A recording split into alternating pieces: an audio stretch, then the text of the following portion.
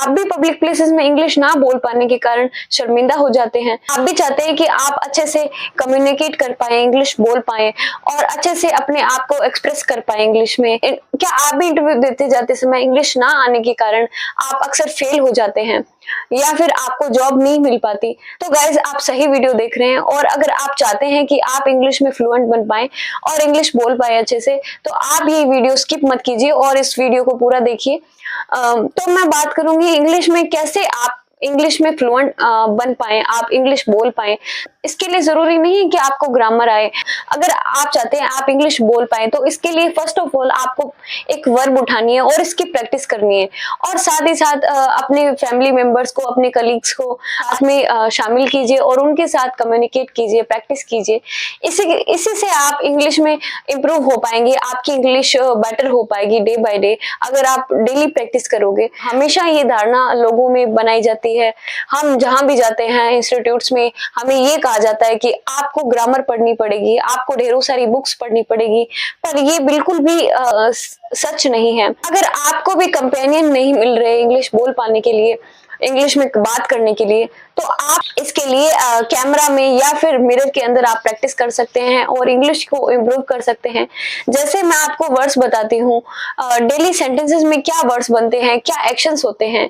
जैसे मैं खाती हूँ, आई ईट, मैं खाना खाती हूँ, आई ईट फूड। जो एक्शंस आप डेली करते हैं उनको ही आपको प्रैक्टिस में यूज करना है। जैसे गो यानी जाना होता है तो आप बोलेंगे आई गो टू स्कूल, मैं स्कूल जाता हूँ।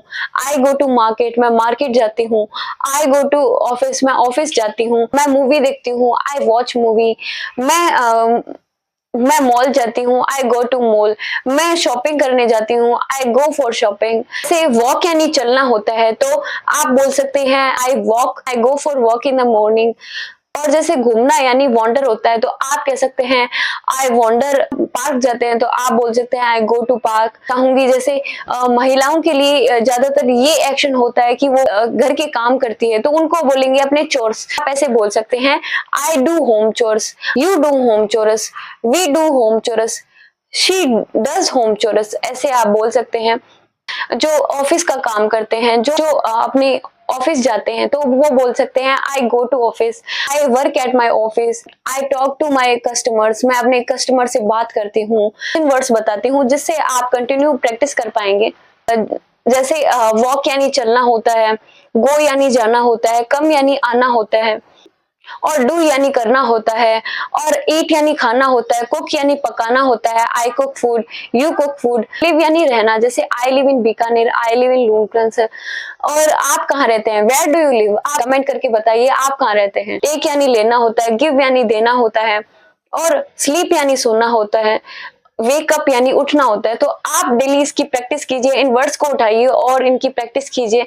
धीरे धीरे आप कंटिन्यूअसली इसकी प्रैक्टिस करेंगे तो आपकी इंग्लिश इंप्रूव होती जाएगी।